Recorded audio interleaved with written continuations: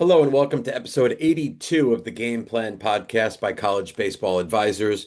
If you're new here, we have really cool guests, mostly college coaches, where we talk about their growing up, obviously playing baseball and other sports, their recruiting process, playing in college, and then their coaching journey. And of course, the place where they're coaching now, we talk about what it's like at that institution, their coaching style, their recruiting process.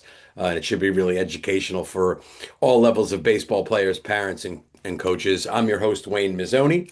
I coached college baseball for 30 years, and now I run College Baseball Advisors, where I help people navigate the craziness of the recruiting process.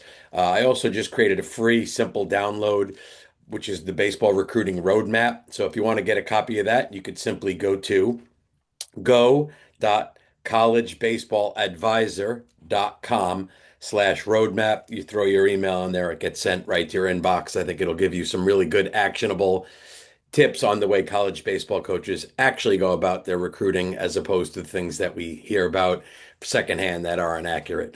On today's episode, we had Eric Cirella, head baseball coach at Salve Regina. Those of you that are in the loop on Northeast baseball, on Division III baseball, you know that Salve Regina has been a power program since he took over. His one-loss record is incredible. Their regionals, super regionals, College World Series appearance, they're basically look it up and you'll be blown away. It's amazing that big Division I schools haven't come running after this guy to, turn around their programs. But on that note, we talked about his upbringing in Rhode Island. Obviously, he first went to University of Rhode Island, got hurt, then transferred to Salve Regina, where his dad was the coach, played there, had a really good career. Kind of went the route many do, try to that standard job and didn't like any of it. Talked about how awful it was trying to sell life insurance. So gets back into coaching with his dad at Salve, then moves on to URI for 6 years before he goes back to Salve for his dad for a year and basically takes over the program in 2014.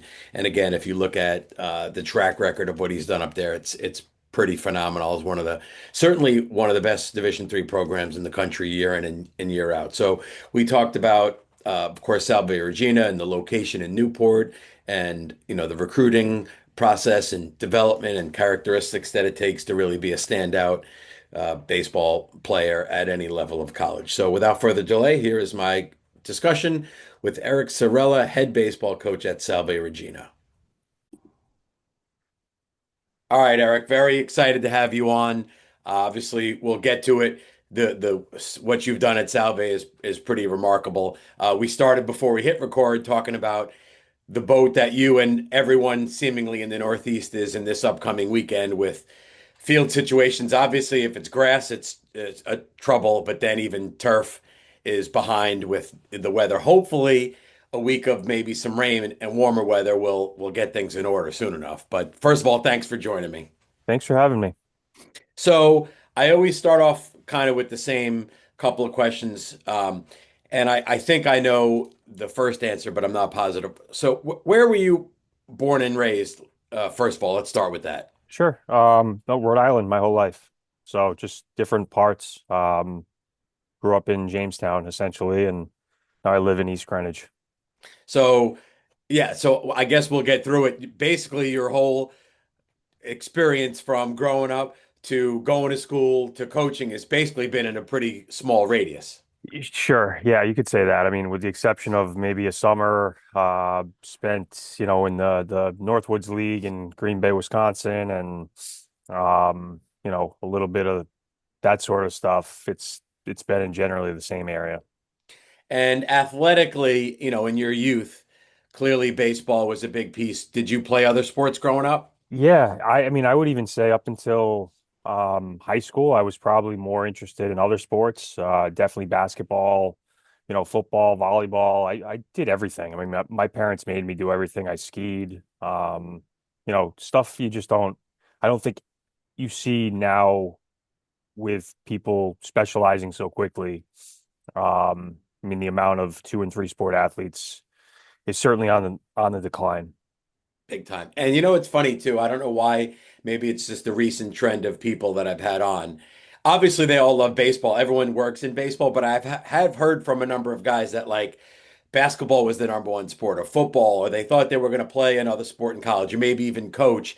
I'm not sure I could figure out that trend. Maybe it's the only thing I could think of is people that get into coaching are the guys that tried very hard, and seemingly the harder you try in most sports, you do better, but sometimes the harder you try in baseball, it doesn't always mean you'll be better, you know? So could be Yeah, that. yeah. I mean, if I had to go back and choose, I think there's a lot more money in some other sports. So I I I might have pursued those options, but no, I certainly don't regret it. And I think, coaches have there's some sort of competitive fire that they're dealing with. And I just don't know that there's many industries that, you know, compare. You can certainly make money on Wall Street, but I don't know if the satisfaction and I don't know if it's as wholesome and down to earth as, coaching. I would agree. I mean, I think there's no better job than coaching. There's to me only one negative of coaching, which is it's not the easiest work schedule, right? Weekends, summers, etc. But that's to me kind of the only real drawback of the job. Right. I don't know how some people do it with, three or four or five kids. I have one and that's hard enough. And don't you know he's born this coming Wednesday. So it's, the heart of baseball season and when we're traveling and when we're potentially going to Florida every year. So he doesn't really understand, you know, why I'm scheduling games when he's having a party or whatnot. But so hats off to all the coaches' wives out there too and the support staff because it paying for a babysitter or paying for daycare and stuff like that is turning into an astronomical feat. No, no question about it. When you were in high school as an athlete, at some point did it become, hey, I gonna play baseball in college, like this is what I want to do? Yeah, I mean, I it was different, I mean, I don't think that I wouldn't consider myself like an old coach. I've just happened to have done this since I graduated from college. So, Right. it is going on 20 years now, but the recruiting was just so different. And I remember going to like a five-star basketball camp.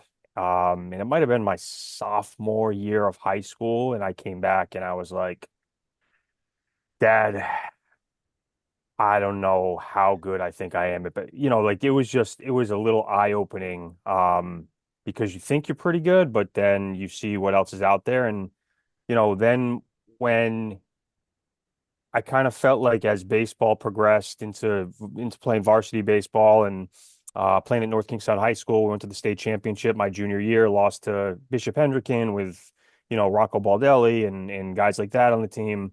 But I just felt like I was getting better and better every time I played, and I think that's kind of the sign of you know when you should probably pursue that avenue and but I never gave up those other sports. I continued to even play when I was in college.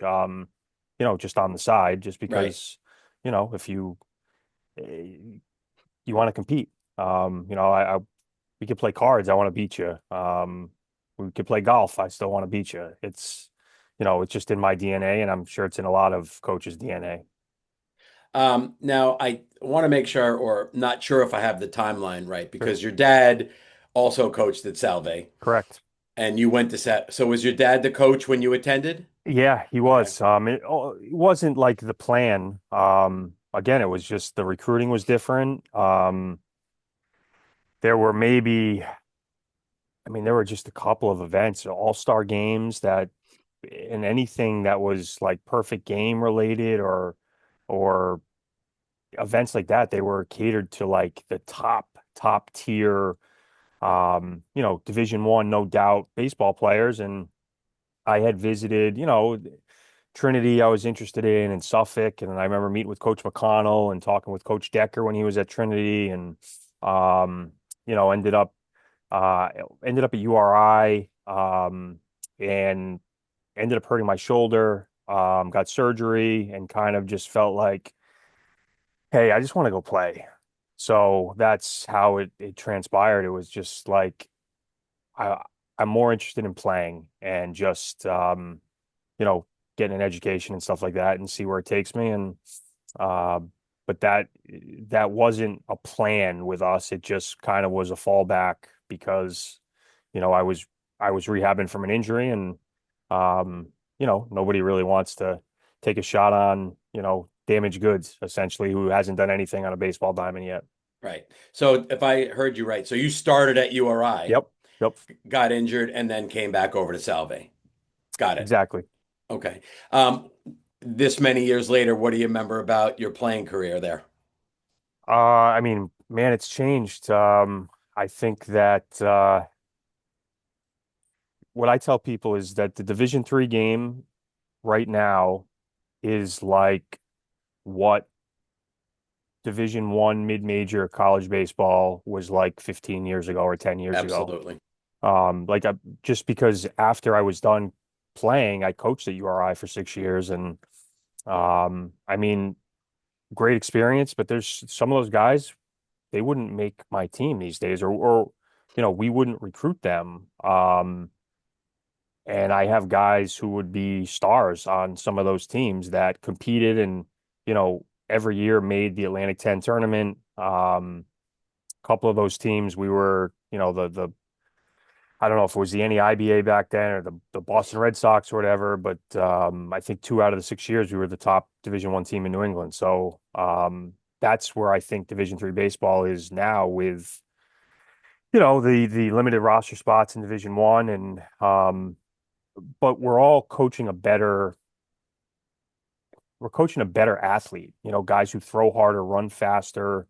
Um, but we're teaching them more and more how to play baseball. That's what I feel like. I think you're 1,000% right. It's the development has been that people can get faster, can throw harder, can hit harder, are bigger athletes. But you're right. I think maybe pursuing that, which I get. If you and I were young kids now, we'd be probably doing the same thing. But you're right. The finesse, a little bit of the pitchability, the high IQ.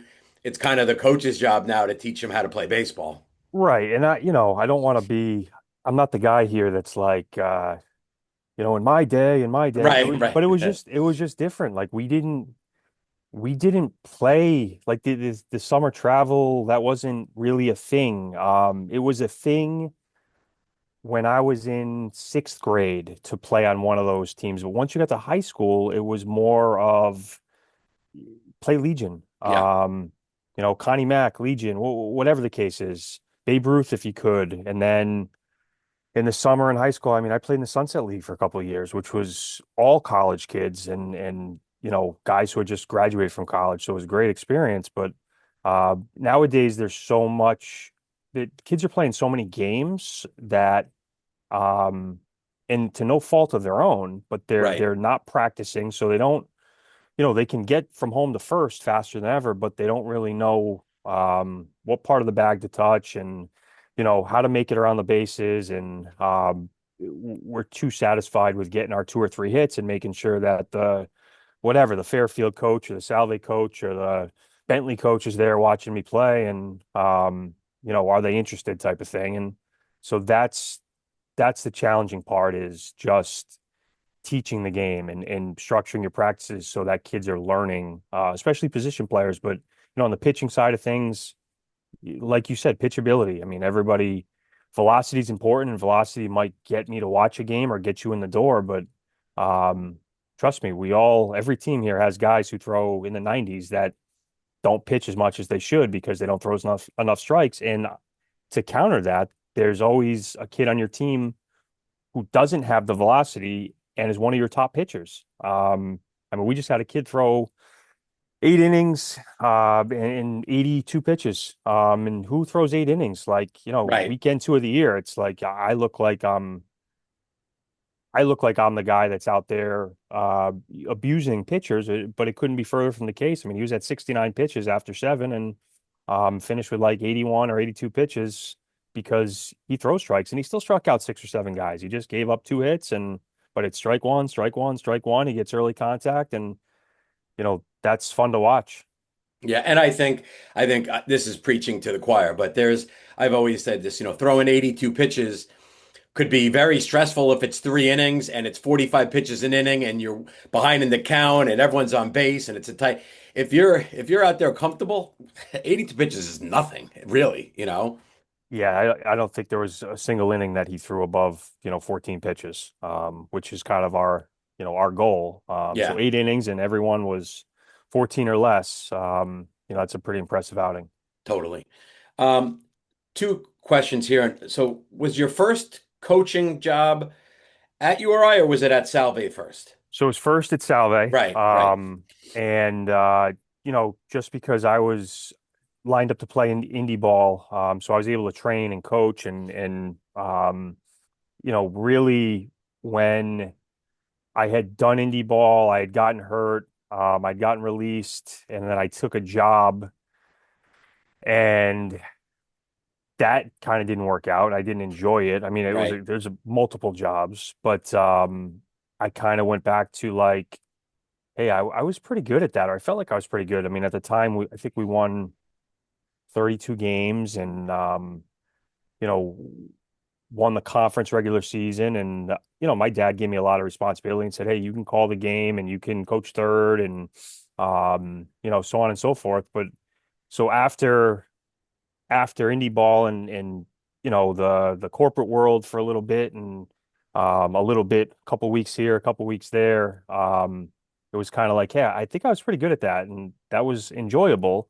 And even though my dad's like, don't do it, don't coach, don't do it, you're gonna regret it. I still did, and so he just said, look, you got to go somewhere else because you can't learn anything else from me. And that was kind of when, I mean, email was a thing. And I remember Coach Leone had just left URI to go down to William and Mary, and I talked with him a little bit. And, long story short is I ended up getting a grad school position at URI. So I was able to teach and coach there and stayed there for 6 years. So that was like 2007 I started, and I left there after the 2012 season.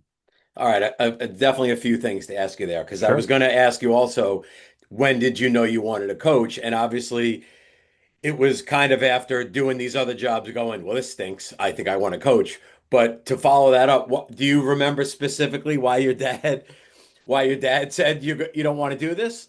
I mean, it was more of a joke, like, hey, you're never gonna make money, you're never gonna uh there's a lot that goes into it and the recruiting, the I think it's more of the administrative side that you don't see where the reconciling your credit card and the traveling and the planning of these trips and the parents and this and that. There's just a lot of headaches that even as an assistant you don't really realize True. until you sit in that seat and are forced to deal with it every day. And so that was that was what he had said. But here I am sitting trying to sell, life insurance, which I'm like sitting there as a 23-year-old who graduated with a 3.95, and it's like, how am I going to sell this non-tangible item to people that I know? Nobody want. I don't even want this. How can So it's like I could sell anything, but if I don't want to buy it, how can I sell that? Uh, so, long story short, it was a couple weeks there, and then it was a startup company, and I'm like, man, this doesn't really get me out of bed in the morning, and that's essentially what you want. And then fast forward 20 years, and there's probably 17 out of 20 years where you get out of bed, and this is just life. It's not, you don't feel like, I don't get the Sunday scaries. I get Right, right. it's a different feeling. So I guess that's why you do it, just the quality of life factor and the ability to compete and all the relationships and stuff. No, no question. So Leone left, who took Hmm. over when you were I'm trying to remember who was Jimmy there. Foster. So was your whole time with Jim? Yeah. Yep. and Right. Raf came over there the last year, so I worked with him too. And we still have a good relationship, and we play them in the fall and use their facility sometimes when they're on the road. Actually got outside before our first weekend this year. They had kind of plowed, so there was like just some snowbanks on the side of the field, and we got out there and were able to inter squad and do something outside of an indoor facility, which was nice. Yep.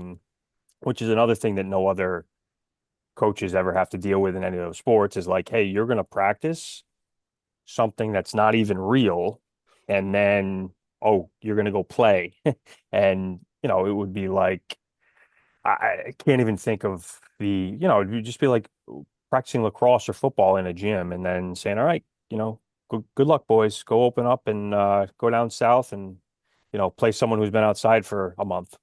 It's really true. And like sometimes you feel like coaching baseball, you're a little bit woe is me sometimes because everyone else just like the lacrosse team gets the field for 2 hours and the basketball team like they're not worrying about really rain and they're not worrying about a bunch of things. It really is true. Baseball is, certainly in the Northeast, there's some challenges you don't deal with in other sports. It's just a fact. I mean, you should see when teams have to reschedule a game. It's like we're planning, a 2-week trip. There's meetings and meetings and meeting. And I look back and it's like half my games get rescheduled or the times get changed or the locations get changed. And it's like you just communicate and deal with it. But God, the administrators are like, oh, what's going on? Where are we gonna be? Where's it? You're like, we'll figure it out. It's Right. okay. Like, so I think as a baseball coach, you just have to be able to operate in chaos at times because the spring is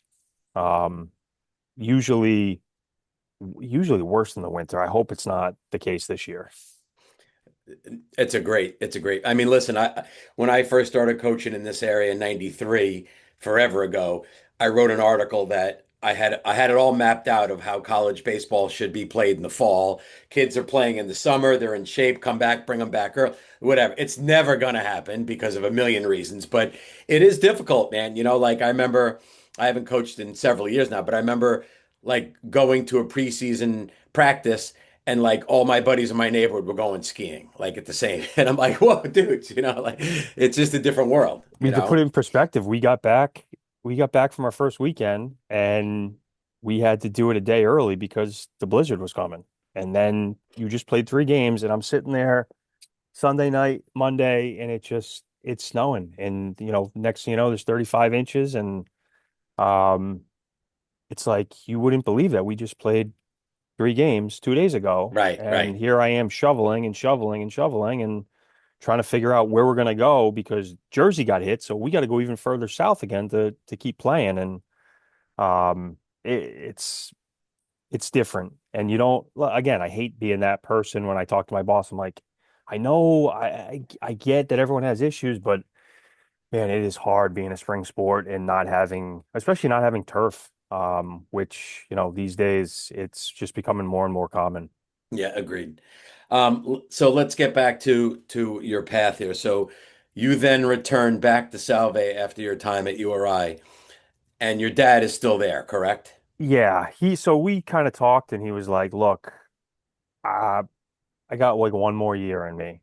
So why don't you come back and help me out? Because I was helping him with recruiting. There's so much recruiting at the Division 1 level, like and you're just Yep. always out and at events. And so I would go to places and I would just send him names. Here I'd recruit these guys, I'd recruit these guys. So I had a pretty good feel for, I think, the level. Yep. And he'd get frustrated, like, this kid doesn't want to come.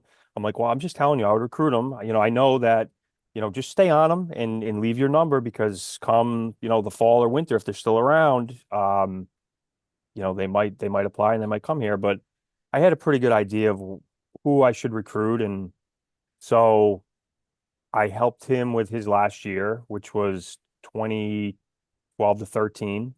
And then he retired and I don't even know if I was interviewed. I just kind of got handed the reins. So that was nice, and that's what now. 12 years ago, 11 years ago, 13 years ago. So it's been a pretty good run. All right, so let's get into some Salve stuff. Now, I Sure. know the place. I've been there. Pretty awesome campus. So for people that don't know much about the university, can you talk about just Salve itself? Sure. Smaller school. It's going to be 2,500. Probably, in the next 3 years, they're expecting it to grow to about 3,000 with the addition of a new dorm. But I mean, it's Newport, Rhode Island. So for 8 or 9 months throughout the year, it's as nice a place to live as anywhere in the world. You have mansions and history and cobblestones and it's just a enjoyable place to live, and there's a lot to do. There's a ton of history here. I mean, there's golf courses and country clubs and everything, and but essentially there's a ton of majors. It's we have a lot of guys in business and criminal justice and all sorts of facets, where you can go into healthcare management or you can go into cybersecurity, and we have master's degrees and doctorates, and um, but it's a safe place and a fun place, and that's kind of the gist of Salve. And we entered the new MAC a couple of years ago, so really bringing more attention to the academic side of things, being in a conference with, MIT and Babson and WPI and schools like that, Coast Guard. So, they're investing a lot into, not just the athletic piece, but the academic side of things too. Because look, if you're going to spend money going to college, everybody wants to know what the return on investment is, and that's important. But that's kind of what the sell is. And obviously with baseball, it's a program that's won. It's been to the regionals 8 out of the last 9 years, and been to the World Series and competed in super regionals and had draft picks and national pitchers of the year and all Americans. And uh, you know, it's a really good caliber of baseball. So two things to follow up there. One is I mean I think Newport's one of the, as you said, it's fantastic. I've obviously been in the summertime when you come up and it's hustle and bustle. In non-summer, is it still very, very active? Does it slow down at all, or is it more manageable, if you will? Yeah, I mean it's definitely not gonna be like you're not gonna feel like it's July and December, but I mean I went and got a pair of sunglasses at the Sunglass Hut, a couple weeks ago, and it was 45 or 50 degrees out, and it's you still look around and you're like, don't these people work? Right, So it's, right, but it's not like I could find a parking spot and stuff. It's not like it's the 4th of July type of right, situation. But if you catch a nice day, people for whatever reason are just like, hey, let's go to Newport. right. And usually on those nice days, you see people, you get a nice campus life, but then there's also people just randomly walking around campus and looking and on the cliff walk and walking by the mansions and the Ochre courts and all that stuff. So it's not, it's it's manageable. And it's always manageable too when what I explained to recruits is you just have to know the back roads and Right, the ins and outs and where you can go and where you can't go, because once you learn that, it's like anything else. If you put me in New York City, I'm like, get me out of here. But I'm right, right, sure if you live in Manhattan for a month, you know how to get from A to B the easiest way, and right, so on and so forth. And it's nothing like, being in Boston or Manhattan. right. All right. And then the second thing is, and I don't know enough, I probably should have known enough about what Salve baseball was prior to, when your dad was there, et Sure. cetera. But I mean, the level that you've taken this program to is unbelievable. So I guess I'll ask you without you giving away state secrets that you don't want to. How have you produced one of the best programs in the country for that many years? It's unbelievable what you've done. Oh, thank you. I think every 30-year-old coach in any sport's going to tell you, I'm going to work harder than everybody else. And I got all these drills and I know, and I watch this guy speak and this guy. But you surround yourself with good assistant coaches who, you find smart guys who are loyal, and you recruit good players and you build a culture.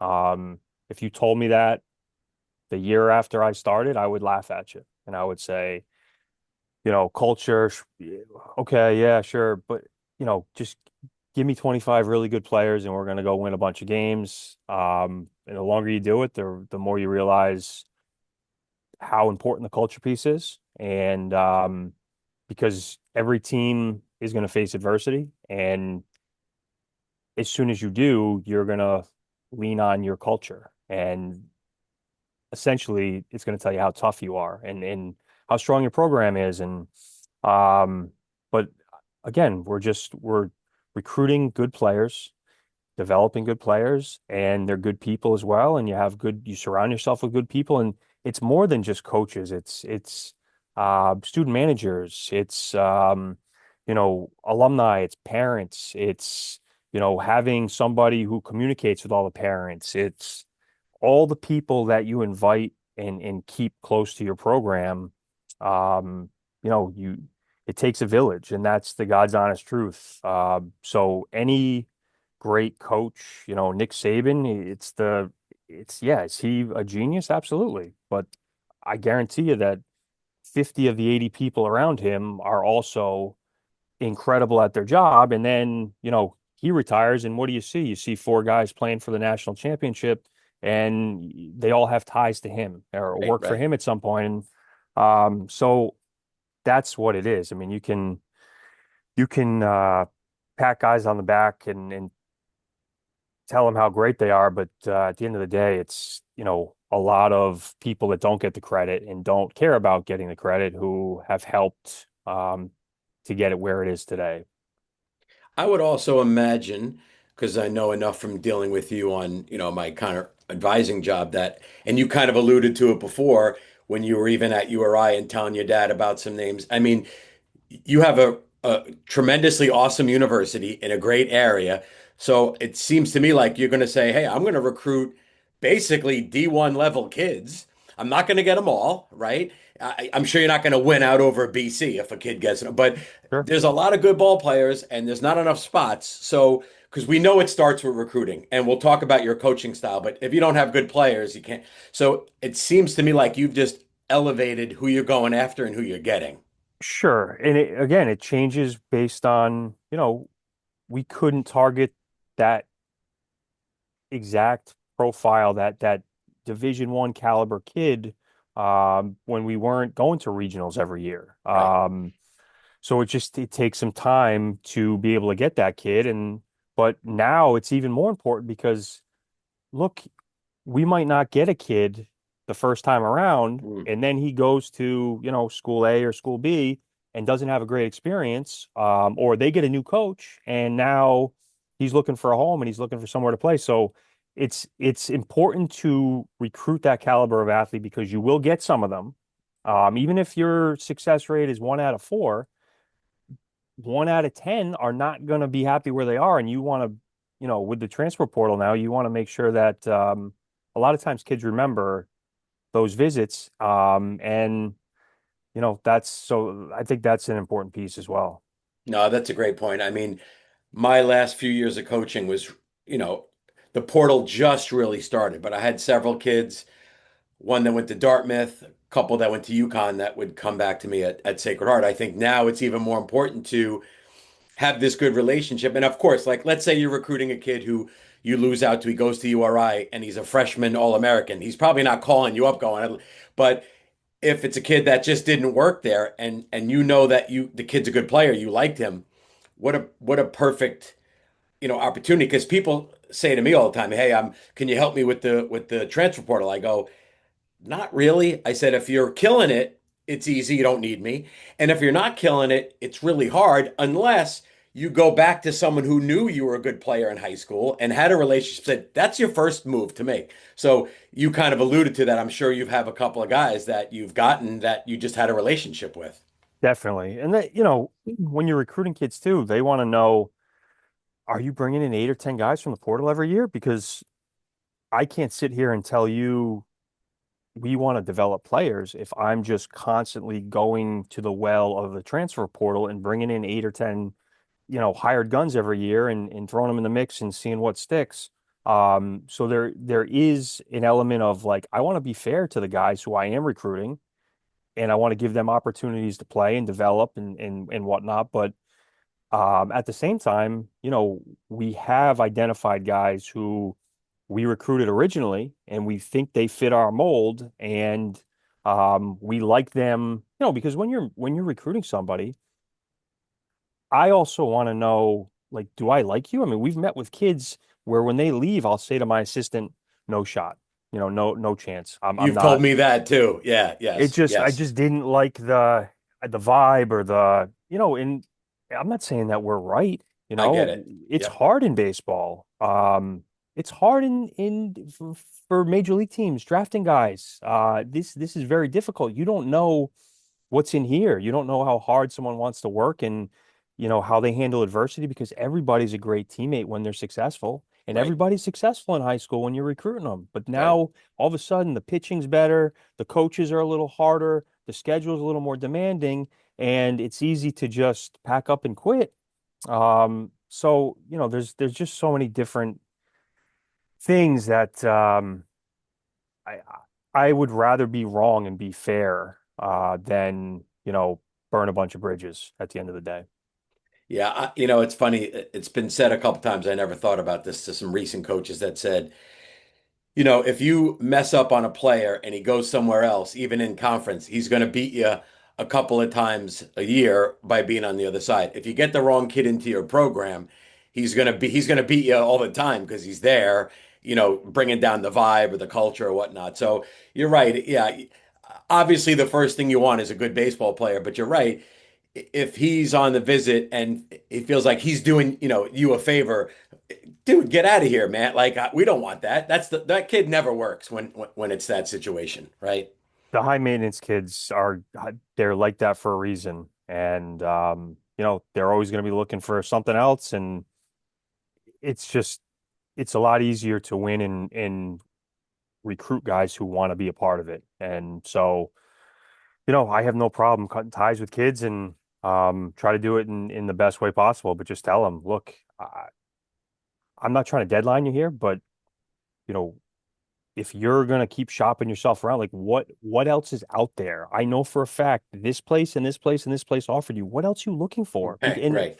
it's weird because there's some kids who just they want to get recruited by 10 places. They when a kid tells me 10 places, I'm going to visit it's like, man, okay, I guess you have every single box checked. What are Right. you really looking for? And a lot of times they can't even answer that. They're not even sure what they're looking for. And um, I try not to waste too much time on those visits until they have narrowed down their search because, I mean, God, there are a lot of options, especially at the Division III level. I mean, there's 380 Division III schools, and then another 500 Division I, Division II schools, and that's not even counting junior college and NAIA. Correct. So yes, it's easy to get recruited by 25 places, but you know, that's just not what we're looking for. So, um, at the end of the day, we're going to meet with 80 guys, 70 to 80 guys. Um, and that's going to get us about our 15, on any given year. Um, and of those 80 guys, probably 10 of them after we meet, we're not that interested, just because of Right. what they said, what their plan is. They just didn't vibe well. And we're going to lose half of them to Division I schools or Division II money. But we have had kids turn down Division I roster spots, and that's what it is. I mean, we're looking for Division I caliber players, guys who we think are going to be Division I caliber players who are getting overlooked, or who just with the roster limitations are not going to get the love that they would have 3 or 4 years ago. Yeah, totally. I want to ask you about a particular kid. Sure. Um, and I only know him a bit, goofy way to say it, but if 10 is as good as you know somebody, I know this kid about a four. But he grew up in an area where I've recruited several kids and know, and his dad came in one day. This is at ATP down in Stanford, and his dad said that kid, who is now a minor leaguer, he at 13 years old, he was just an absolutely terrible baseball player. Wonderful kid, but a bad baseball player. He then goes to you. Obviously, he gets better since 13 that he went there. And then, of course, gets drafted out of Salve, which is Dom Parachi. So, what do you remember about Dom's development and growth at school? Sure. Well, I remember that we had seen him um at a camp. We saw him 3 times. And it was, man, look at the body, look at the spin, because he could always spin a breaking ball. And then the more digging you do, and I know it's class S in Connecticut, but as a junior, he won. So there's something to be said about, a kid who's 78 to 82 uh with a breaking ball, but I think he was 7-1 or Right. or something like that as a junior. Um and so I had 2 different assistants and myself had all seen him, and eventually got in touch with him, got him on campus. Um and he didn't have a lot of love, and that was before roster limitations. And we just thought the world of him. I mean, you're looking for winners who have a high ceiling. So to me, I mean, that was a no doubter in my mind. Like, we need to be all over this kid. That was my top assistant had just got a head coaching job, so I had just brought in Andrew McKeon, and Andrew he was coaching that summer, finishing that summer with Martha's Vineyard. So I remember talking to him as soon as he accepted the job in the middle of the summer. I think he had a couple days off for the All-Star break. We met, talked, identified some guys, and he was one of the guys who I said, like, this kid's a no-brainer. We got to get him on campus. And it, worked out well. And that was back, he did it right. He did an overnight visit. I mean, we don't get many guys who do that anymore. Everyone wants to make their decision in the summertime, but he did a visit. I think it was us in Springfield and Endicott, and um, you know, thankfully he enjoyed it here. And I talked to him the other day. It was his birthday. I talked to his dad all the time. His dad reached out after, we just won 2 games yesterday. So, but a great kid and a hard worker. And look, like a kid like that, or even Andrew Wirtz, who just, threw 7 shutout innings for Northeastern, in their win yesterday. Like, you do have a plan for everybody individually. Dom had to put on weight. With Andrew Wirtz, it was more of a stuff thing. Let's focus on being really good at 1 or 2 things and not trying to have 5 pitches. Right. But at the end of the day, you have to tip your cap to those kids too, because, like, they're not what they are if they don't work their butt off. Absolutely. No, nobody. I mean, Dom put on 40 pounds. I couldn't do that for him. We Right. helped him with the nutrition and A, B, and C, but he did that. And there was not a harder worker than Andrew Wirtz, who, I mean, we did some things for him, but I give him as much credit as I give the coaching staff. Like, he worked his butt off, and if you tell that kid no, he's going to prove you wrong. So I mean, those are the kids you want to surround yourself with, kids with a little bit of a chip on their shoulder who do have something to prove. Yeah. And you're right. There's structure and a plan you could provide to all the kids, but not everybody develops to that level. And a lot of it's just a straight up work ethic. But I think, somewhat being lost in the pitching world, and I hope it comes back around. But like as you said, Dom was a winner. Even when he didn't throw exceptionally hard, he's a winner. He won games, throw strikes, and then as you get bigger and stronger and mature and your velo goes up, then you become nasty, right? Right.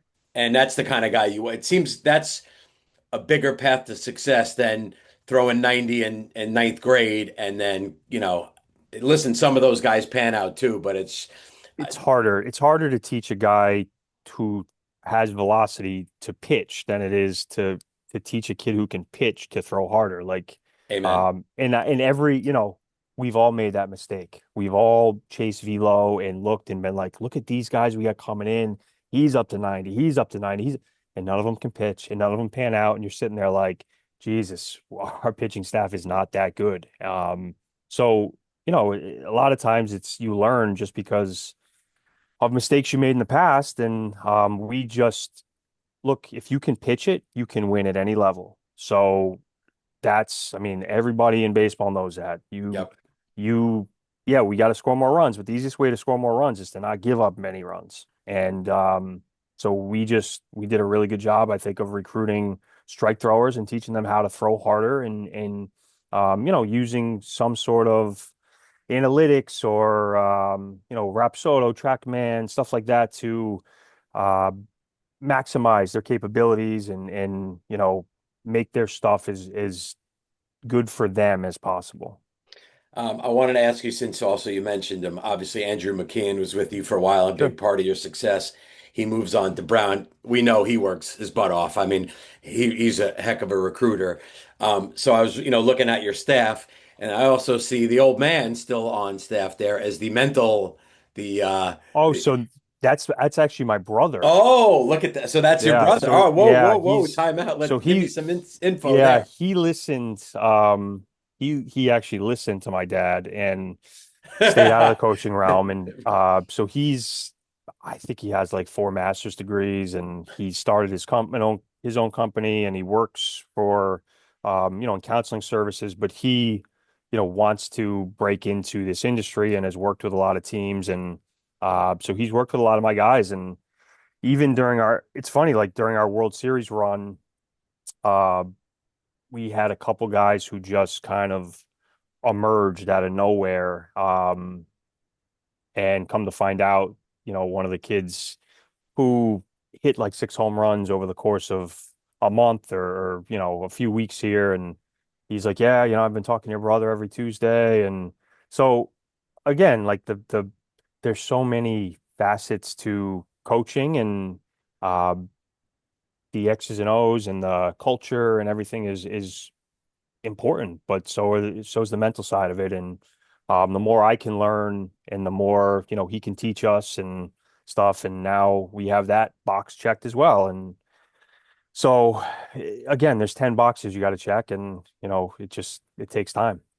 So does he just occasionally work with guys individually? Does he ever do any full presentations or anything to the team?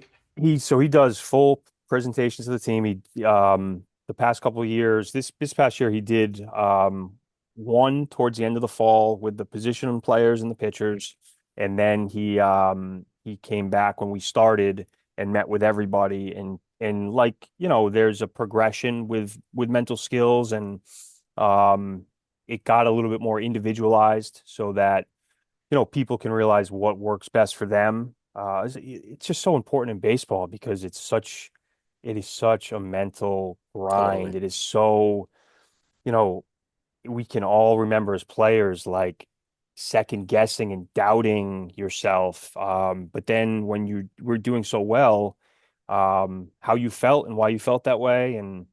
So, and then, he has the ability to meet with individuals, small groups, and so on and so forth. And it's just nice for guys to know like there's someone out there that will help you. And I would say at least a dozen guys he's really helped over the last 3 or 4 years. I mean, baseball is very unique in that it's really an individual sport in a team concept, and it's very hard sport. So it leads to, and there's also, of course, downtime in between pitches. So it has to be the most, maybe if you're a golfer or a tennis player, but baseball certainly is the team sport where the mental piece, I mean, look at every major league team has mental skills coaches. Maybe they do in hockey and basketball and football for all I know, but probably not like baseball, just the nature of the sport. Right. And the more people, I mean, I just read something the other day, and I share this with my team, like the top 25 tennis players in the world, identically, like the skill level is all the same. The only thing that differs between those 25 guys is what they think about for the 10 or 15 seconds following each point and how they think. And that's what separates the top five from the other 20 guys. And the more, you see it with golf now too. All these guys have mental skills coaches and in baseball you can feel like even though you have 50 guys in the dugout or 40 guys in the dugout and 10 guys in the field with you, you feel like you're on an island sometimes. Yes. Or when you're at the plate and you see there's 9 guys out there or whatever, and it seems like there's 15 guys, and I can't, Right. I could hit the ball anywhere and it's going to be caught and I'm going to be out. And, so it's a big help to have that sort of a resource because, there's Division I programs that don't have that sort of a resource. And so it's just another tool for us recruiting wise, but also something tangible that helps us. Yeah, and I think your brother would say this if he was on, which is I'm sure he's helping them in a very sports specific way. But even if he has that counseling, just talking to somebody about life, sometimes if you get your mental part in order, whether it's a girlfriend or family or schoolwork, and you just see things in a different way, it could also free you on the baseball field too. There's no question. A lot of this starts from other stuff, and that's a contributing factor towards the specific sport or the specific skill that you're struggling to overcome. But no, he's great at that, and he's going to be really, really successful. All right. Last question, and if it brings up something else, it might. But this is kind of typically the way I end. Mohegan Sun Baseball Coaches Convention has been a sponsor. I'm close with that people, the group there. It's a great event. So the question would be for a high school baseball player watching or his parents that want to get to the highest level or get to college and succeed, is there any one or two things that you say to them, hey, it could be mental game, it could be strength, whatever it is that you might see that, hey, you got to have this in order or you're not going to necessarily reach your potential. Um, yeah, it's a great question. Well, I mean, first and foremost, we have to focus on what we can control. So, how are we in school? Like when I look at the grades, we had a 3.4 or 3.5 first semester, which was phenomenal with the amount of guys that we have. But the 4 or 5 guys that are lingering around a 2.9, 2.8, who those usually the most inconsistent guys. So Mm. are you consistent? Who do you surround yourself with? When you get out of bed, do you try to be great in every facet or do you pick and choose? Because Michael Jordan didn't pick and choose, and Kobe Bryant didn't pick and choose, and Tom Brady didn't pick and choose. They made the most of the reps that they got. They made the most of their nutrition and in the weight room and, in classes and so on and so forth. So to me, like that's the start of it. Those are the guys we're looking for who, you're not going to like every class you take, but are you competitive? Do you want to learn? Do you want to grasp the concepts? You're not going to like every part of baseball. You might not like it when I tell you that you have to slash read because you're the four hitter, but that's our offense. So you better buy into that and you better grasp that concept. And I want guys who want to be the best at everything. I want pitchers that want to have the best changeup on the team. Or the best pickoff move or, whatever. And that's how I was. So I think as coaches, you're looking to, surround yourself with as many people that think similarly to yourself. But that's the first thing is how do you go about your day? Do you compete in everything? Are you, who do you surround yourself with? Because I do think that there's something to be said to you're pretty much the average of the 5 people that you hang around with the most. Are there distractions in your circle that you should probably eliminate? And that's just non-baseball. Baseball wise, your body's a billboard. Okay. So if you want me to recruit you or you want a coach to recruit you or a program or whatnot, then you need to understand like how you look is important. And I'm not saying you have to come in here and wear a shirt and tie or anything like that. But you need to convince me that you're an athlete.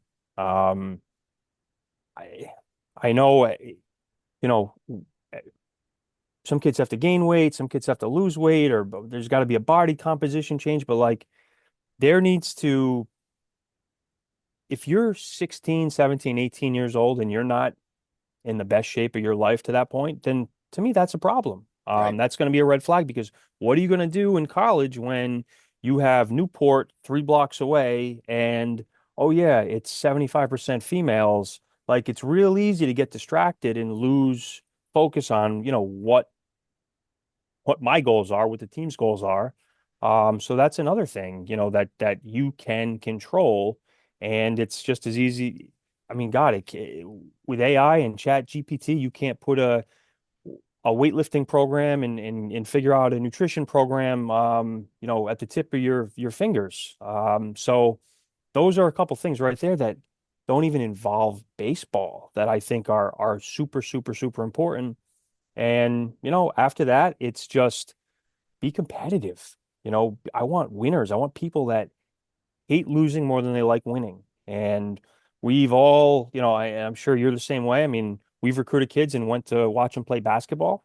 I remember Chris Hess, who's now the assistant hitting coach with, I think, the Marlins. He was my last recruit at URI, and BC, didn't want him. And so we ended up getting him. And I had seen him from his freshman year to, I think he committed, I want to say right before his junior season. But I remember going to watch him play basketball and just watching him compete. And he wasn't the best basketball player, but he was super athletic, and he was a lockdown defender. And I had the most steals in a season at North Kingstown, and he ended up breaking that, which, I was happy if it was going to get broken. It was someone that I knew and I recruited, but Right. you know, that sort of stuff, things that you can control.